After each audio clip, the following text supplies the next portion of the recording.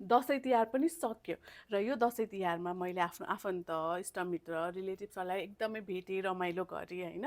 अनि मेरो बहिनी जो 6 महिनाको सुत्केरी हो उसले पनि आफ्नो आफन्त रिलेटिभ्स इष्टमित्रहरूलाई भेटी र त्यही क्रममा चाहिँ के भयो भन्दाखेरि चाहिँ उसले के सुन्नु पर्यो भन्दाखेरि ओहो राम राम राम कति मोटाको कत्रो ठुलो ज्यान आम्मामा बच्चा चाहिँ कत्रो सानो दुब्लो तिम्रो दुध राम्रोसँग खुवाउँदैन कि क्या हो तिम्रो दुध पुगेन तिमीलाई कस्तो छ के छ बच्चालाई ठिक छ कि छैन भन्ने कुरा त परै जाओस् हामी डाइरेक्टली नै जे देख्छौँ त्यही नै भन्छौँ। मलाई लाग्छ उहाँहरूको माया गर्ने तरिका नै यही हो।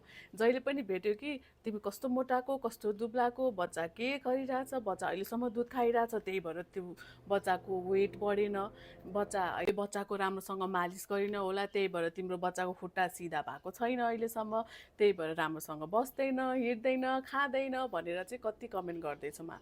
तर आमाहरू डोन्ट वरी तपाईँलाई थाहा छ तपाईँले आफ्नो बच्चालाई कसरी हुर्काइरहनु भएको छ र त्यो बच्चा कसरी ग्रो गरिरहेछ होइन।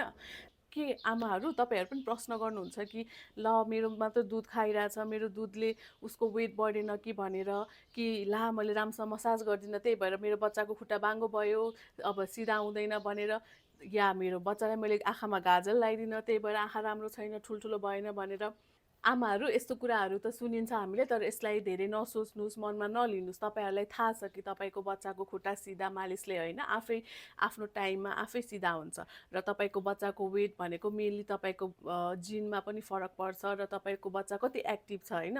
इफ तपाईँको बच्चा राम्रोसँग आफ्नो माइलस्टोनमा ग्रो गरिरहेको छ र आफ्नो मजाले दुध खाइरहेको छ आफ्नो सबै कुरा राम्रो छ हेल्दी छ एक्टिभ छ भने डोन्ट वरी त्यो बच्चा हेल्दी छ। बच्चा मेन कुरा भनेको बच्चा हेल्दी हुनु हो र मामुहरू आमाहरू बी स्ट्रङ यस्तो कुराहरू त कति सुन्छौँ होइन तर त्यसले चाहिँ आफूलाई फरक पार्नु भएन। अनि अर्को कुरा तपाईँहरूले के सुन्नुभयो त्यो चाहिँ कमेन्टमा लेख्नु होला है त। मामुहरूलाई चाहिँ म के भन्न चाहन्छु भन्दाखेरि चाहिँ तपाईँले आफ्नो काम आफ्नो बच्चा हुर्काउने काम एकदमै राम्रो गरिराख्नु भएको छ र अरूको धेरै कुरा नसोच्नुहोस्।